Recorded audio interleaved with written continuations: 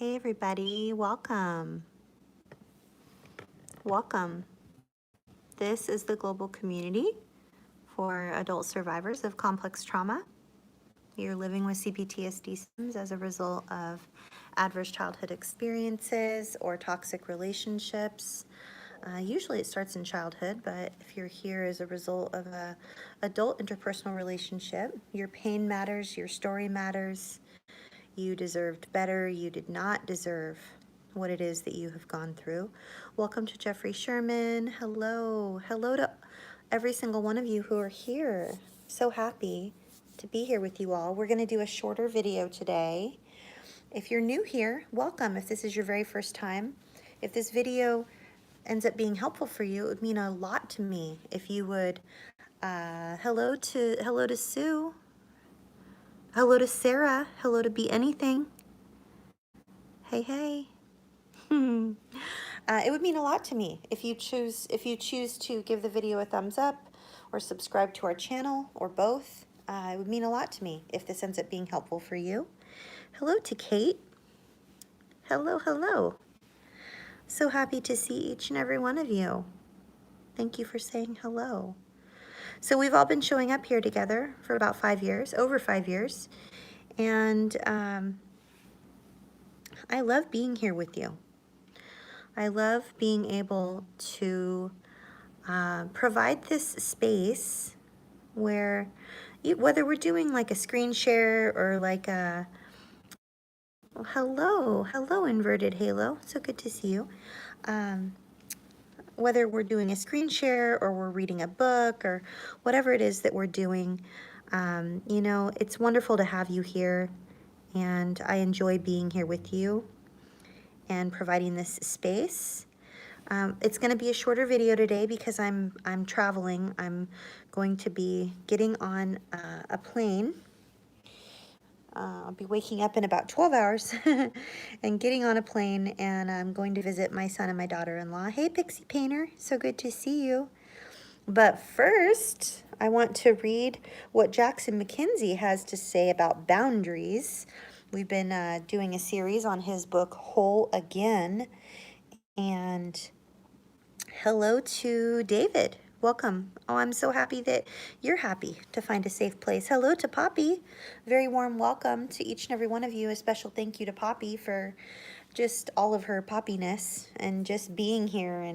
And Poppy's gonna post some hotline information for anyone who happens to be in crisis. Hello, Victoria.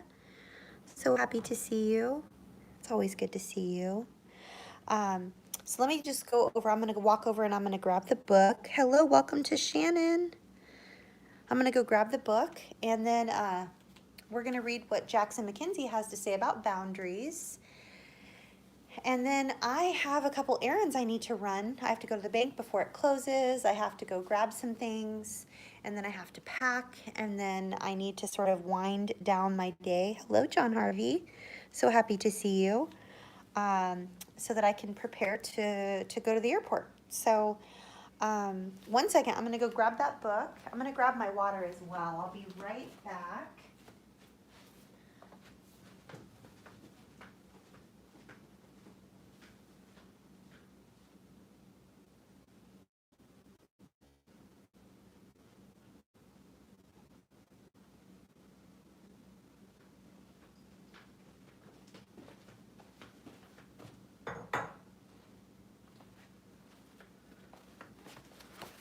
Okay, let me find what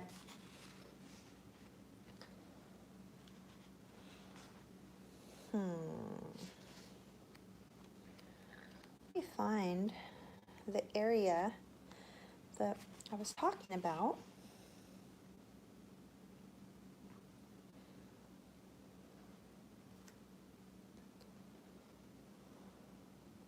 Here we go. So the way Jackson McKenzie breaks this down is he talks about those of us who identify with the term codependent or avoidant, like complex PTSD, tend to be more avoidant.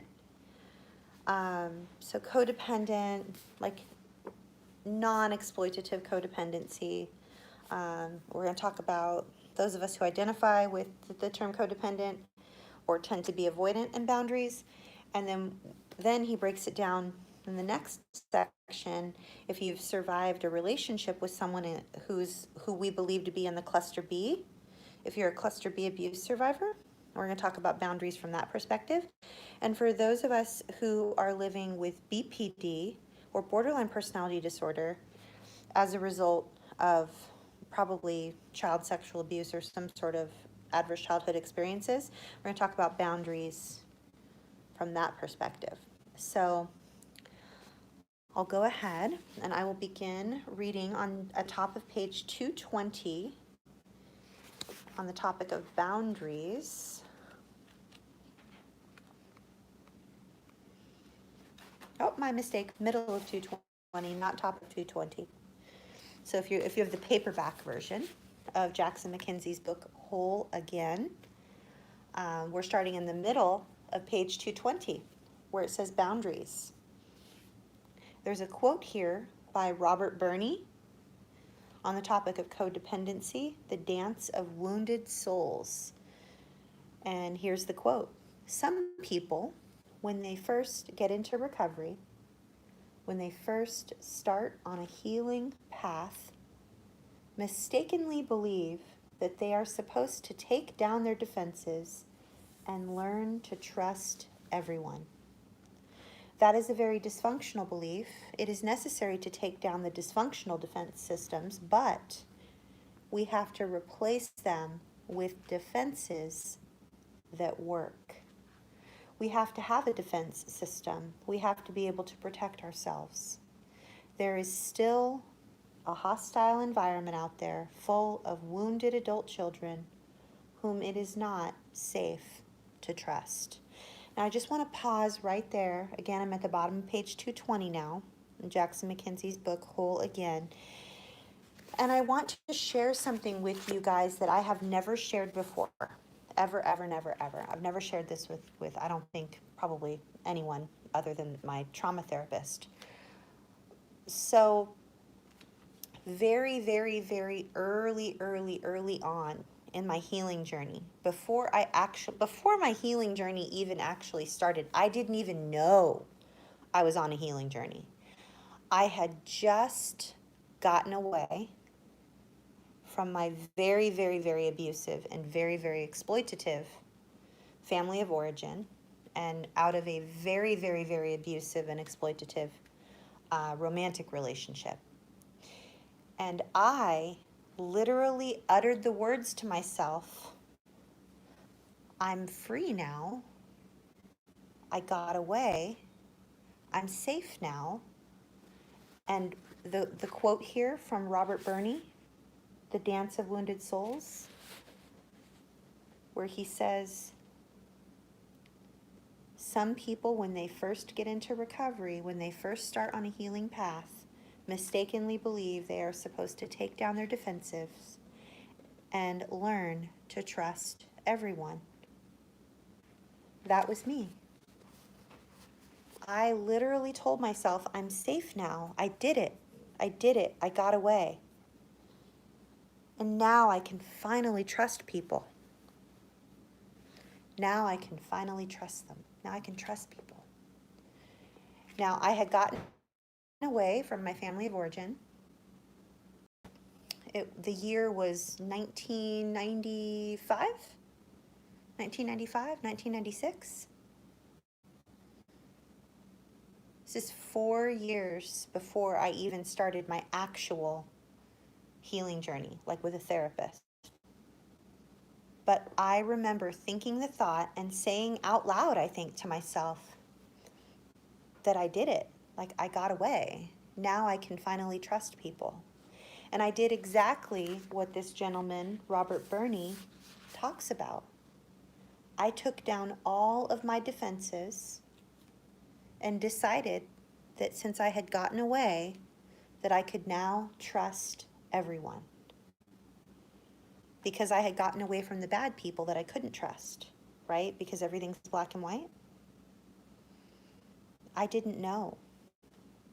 I didn't know. right?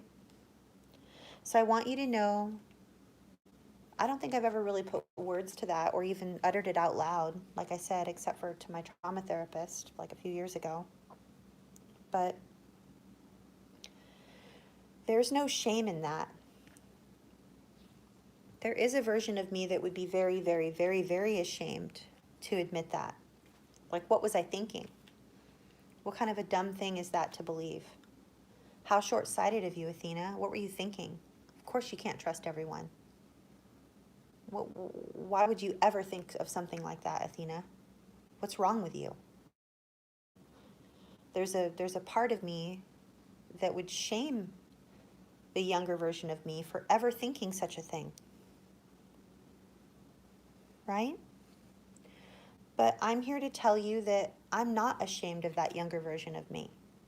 It took a lot of courage to break away and to get away. And little did I know that I didn't really get away, right?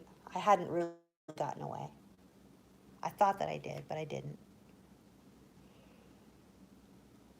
I didn't really, really, really get away until 10 years after that.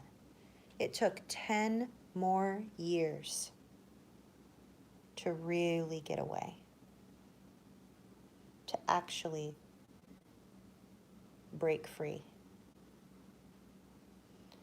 So there's no shame in looking at our old thought processes and realizing now that they were faulty.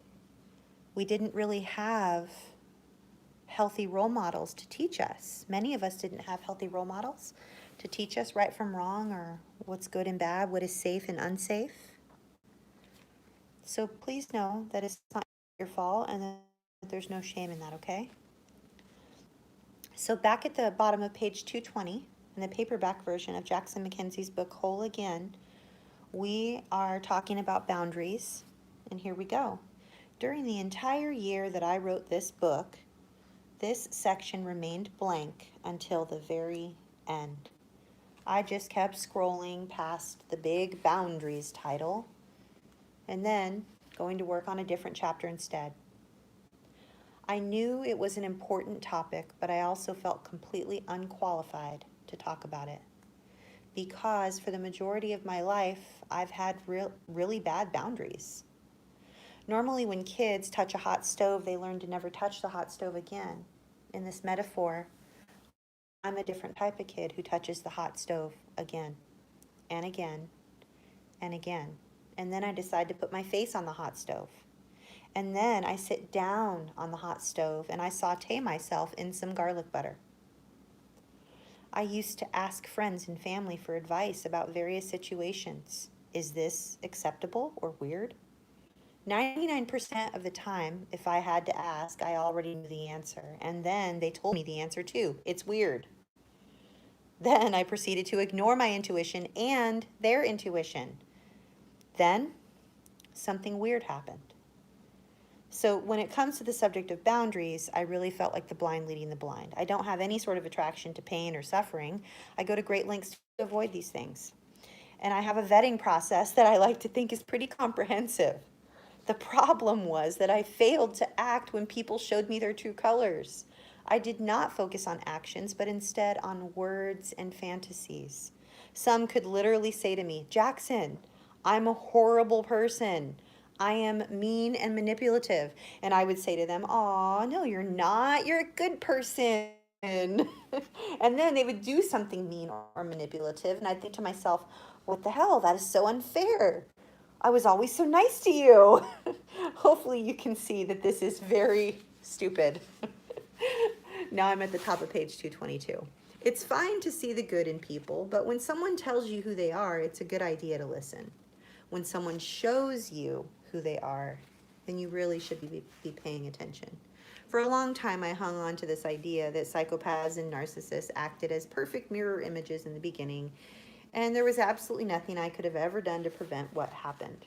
How could poor innocent me have ever detected that my soulmate had another side to him? The idealization was too perfect, too seamless, undetectable. But when I look back now, I realize that's just not true. There were many moments of unkindness, and criticism, and attention seeking, some of which occurred quite early on. But instead of trusting myself, I overlooked these issues and I tried to keep the peace. There was just something in me that automatically doubted myself and wondered if I was being unreasonable and decided to be nice and forget about it. Then I felt shocked and betrayed when he ended up being a jerk. But really, what do I expect? What did I expect? I was so distracted with my own fantasies and hopes that I ignored reality. I don't mean any of this as victim blaming. The fault of abuse goes on the abuser. But unfortunately, we don't live in a utopian world where everyone is nice, so we must learn how to love and protect ourselves. Because I repeatedly skipped that step, my body took over and started playing guardian for me. The problem is, the body's guard can be very difficult to communicate when you have no idea what's going on inside of your body, especially in the case of trauma, when your body decides to permanently activate the guard, therefore making everyone look like a threat. What good is an alarm that's ringing 24/7? When we start learning mindfulness, we're finally learning how to communicate with our bodies. If we listen to its messages, we learn a lot of things. We find things that need to be released, like shame and guilt and self-doubt, but we also find some things that need more attention. If your body is trying to protect you, that means something is worth protecting. It wants what is best for you. It wants for you to be happy and have your needs met. If you're not making this happen, it will find some unpleasant ways to nudge you in the right direction. The great thing about mindfulness and unconditional love is that we start to spend a lot of time getting in touch with difficult sensations. It's sort of like going on a long and challenging adventure with ourselves. As we spend all this time with ourselves, we learn to like this person inside of our bodies. This person who struggles, succeeds, fails, and tries their best. We start to care about this person. This is not the same sort of self-love that comes from narcissism. It is not about declaring to the world how sexy or successful or smart we are. It's a much quieter, more authentic care that we express toward ourselves, like a friend or a child that we're proud to know. And would you put that friend or child in harm's way? Would you toss them blindly into the arms of a love-bombing date? Would you tell them to give a fourth chance to an abusive partner?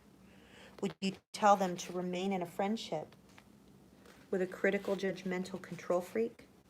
Would you tell them they deserve their shame because they are a wretched person? I hope not. Boundaries seem to have a natural byproduct of actually liking ourselves. When we care about this person inside of us, we want what's best for that person. So it starts to become much easier to stand up for yourself, say no, or discuss your needs. When the body is in charge of protecting, when the body is in charge of protection, things are pretty volatile and unpleasant. You'll be okay with unexpected treatment for a really long time until one day your body says, no more. And then you lash out and people wonder what the heck is wrong with you. After all, you accepted their treatment up until this point with a polite smile on your face. When you take the reins into your own hands, you're saying, it's okay, body. You can relax. I've got this now. But you have to actually got this. You can't just say that and then go back to the same old habits. Give people second chances, sure. Give them the benefit of the doubt and see the best in them. But don't let people walk all over you, and don't let them talk you out of your own boundaries, or else your body is just going to take the wheel back because you are an unreliable driver. When we truly start to take care of ourselves, there is no further need for resentment. It does not serve a purpose. We don't require anger to avoid a toxic person. This allows the discomfort of the body to be released, while also keeping us safe. I used to draw and paint with my friend to try to express that feeling in my heart. When I first put it on paper, there was a constricted heart with a green thorny vine wrapped tight around it. A year later, I drew it again, and the heart was open and free. Around the edge of the drawing was a green vine with flowers on it, giving plenty of space for the heart to breathe. The goal was not to remove all protection. The goal was to transform resentment's volatile protection